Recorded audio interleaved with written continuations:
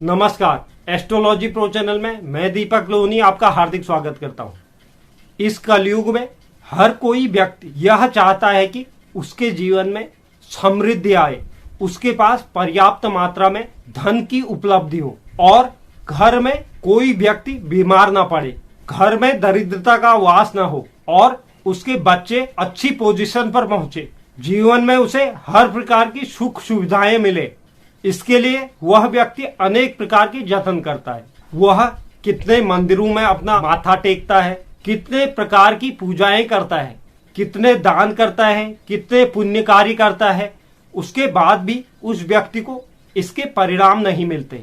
घर में दरिद्रता का वास रहता है, उसके परिवार में कोई न कोई व्यक्ति परेशान रहता है, चाहे वो स्वास्थ्य से संबंधित हो या कार्य में आ रही रुकावटों से संबंधित हो। घर का वातावरण अच्छा नहीं रहता है, घर में लड़ाई झगड़े होते रहते हैं, जिसकी वजह से वह व्यक्ति मानसिक रूप से परेशान हो जाता है। क्या हमने कभी यह जानने की कोशिश की है कि हमारे इतने पुण्य के कार्य करने के बाद, व्रत करने के बाद, मंदिर में जाने के बाद, भगवान की पूजा आराधना करने के बाद इस तरह के परिणाम क्यों मिलते हैं? उसका कारण हम छोटी छोटी बातों पर ध्यान नहीं देते हैं। कुछ ऐसी छोटी बातें होती है जिस पर हम विशेष रूप से ध्यान नहीं देते हैं, लेकिन वह छोटी बातें ही एक बड़ा रूप धारण कर लेती हैं, जिसकी वजह से हमें जीवन में इस प्रकार की परेशानियां मिलती हैं। आप कितने ही दान कर ले, पुण्य कर ले, अच्छे कार्य कर ले, लेकिन कुछ जो बेसिक बातें हैं जो हमारे घर से ही शुरू होती हैं, उन चीजों पर अगर हम विशेष रूप से ध्यान दें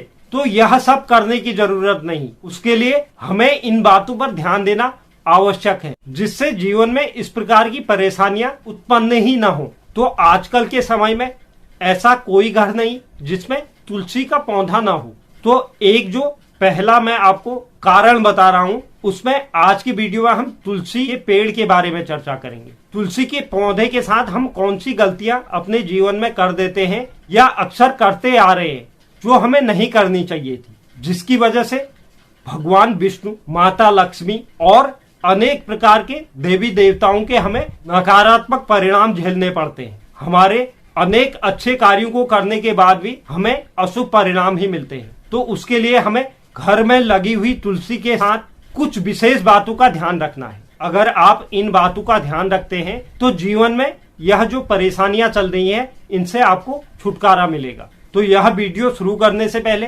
जो दर्शक चैनल पर नए हैं, चैनल को लाइक कीजिए, शेयर कीजिए, सब्सक्राइब कीजिए और बेल आइकन जरूर दबाइए, जिससे आगे आने वाली वीडियो का नोटिफिकेशन आपको प्राप्त हो।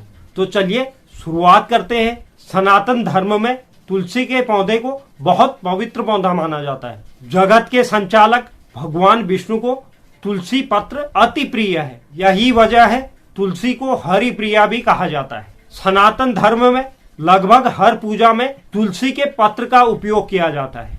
तुलसी को न सनातन धर्म के दृष्टिकोण से ही पवित्र माना जाता है, बल्कि इसकी औषधीय गुणों की वजह से यह घर घर में पाई जाती है। लेकिन तुलसी से संबंधित कुछ ऐसे नियम हैं जिसका हम सबको पालन करना चाहिए। अगर हम इसका पालन नहीं करते हैं तो इसके हमें जीवन में नकारात्मक परिणाम देखने को मिलते हैं। तो आज की वीडियो में हम इसी विषय पर चर्चा करने जा रहे हैं और इस विषय को बड़ी गंभीरता से जानेंगे कि ऐसे कौन से नियम हैं जिन्हें हमें विशेष रूप से ध्यान देना है। तो उसमें से जो पहला नियम है, तुलसी को कभी भी नाखून से नहीं तोड़ना चाहिए। इससे व्यक्ति पर दोष चढ़ता है। तुलसी को तोड़ने के लिए व्यक्ति को उंगलियों के पोरों का ही इस्तेमाल करना चाहिए।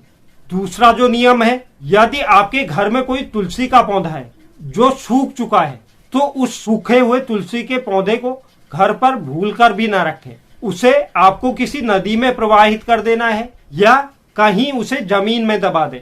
सूखा हुआ तुलसी का पौधा घर में नकारात्मक ऊर्जा का संचार करता है, साथ ही साथ अनेक प्रकार के परेशानियों को जन्म देता है। तीसरा जो नियम है, तुलसी को कभी भी बिगर स्नान किए हुए छूना नहीं चाहिए। अगर आप यह करते हैं तो भी आपके जीवन में अनेक प्रकार की परेशानियां देखने को मिलती हैं। चौथा जो नियम है, सूर्य ग्रहण या चंद्र ग्रहण के दौरान तुलसी का महत्व बढ़ जाता है। इस समय दौरान घर में मौजूद भोजन के साथ तुलसी पत्र रखकर उस भोजन को सूर्य ग्रहण या चंद्र ग्रहण के प्रभाव से बचाया जाता है। लेकिन यह जो कार्य है सूर्य ग्रहण या चंद्र ग्रहण से पहले कर लेना चाहिए। 5वां जो नियम है, भगवान शंकर और उनके पुत्र भगवान गणेश में तुलसी पत्र नहीं चढ़ाना चाहिए, यह निषेध माना गया है। वहीं भगवान विष्णु में तुलसी पत्र चढ़ाने से शुभ फलों की प्राप्ति होती है। 6वां जो नियम है, अमावस्या, द्वादशी और चतुर्दशी के दिन भी तुलसी पत्र को तोड़ना वर्जित माना गया है। 7वां जो नियम है, रविवार के दिन तुलसी पत्र भूलकर भी नहीं तोड़ना चाहिए और न ही इसमें रविवार के दिन जल अर्पित करें। ऐसा करने से भी नकारात्मक परिणाम प्राप्त होते हैं। 8वां जो नियम है, जितना हो सके हमें तुलसी पत्र को तोड़ने से बचना चाहिए। हमेशा तुलसी के उन पत्रों का ही आप उपयोग करें जो पूर्व से ही स्वतः ही टूटकर गिरी हुई हो। 9वां जो नियम है, तुलसी पत्र को सूर्यास्त के बाद नहीं तोड़ना चाहिए, क्योंकि तुलसी पत्र में राधा जी का वास माना जाता है और माना यह गया है संध्या काल के बाद भगवान श्री कृष्ण और राधा की रासलीला शुरू हो जाती है, तो इसलिए सूर्यास्त के बाद हमें तुलसी पत्र नहीं तोड़ना चाहिए। आखिरी जो 10वां नियम है, भगवान को चढ़ाए जाने वाले प्रसाद में तुलसी के पत्र का इस्तेमाल करें तो हमें इन बातों का ध्यान रखना है कि ये पत्ते 11 दिनों से ज्यादा पुराने ना हो। 11 दिन से ज्यादा पुराने पत्ते भी भगवान पर नहीं चढ़ाए जाते। तो यह कुछ तुलसी से संबंधित महत्वपूर्ण जानकारियां थी, जिसे अगर व्यक्ति अपने जीवन में अपनाए तो उसे कई प्रकार के नकारात्मक परिणामों से मुक्ति मिल सकती है और उसके जीवन में जो परेशानियां आ रही हैं उनसे वह बच सकता है। तो यह जो जानकारी थी, उम्मीद करता हूं आपको यह पसंद आई होगी। जो दर्शक चैनल पर नए हैं, चैनल को लाइक कीजिए, शेयर कीजिए, सब्सक्राइब कीजिए और बेल आइकन जरूर दबाइए, जिससे आगे आने वाली वीडियो का नोटिफिकेशन आपको प्राप्त हो। और आप कमेंट बॉक्स में जरूर लिखें आपको वीडियो कैसा लगा। धन्यवाद।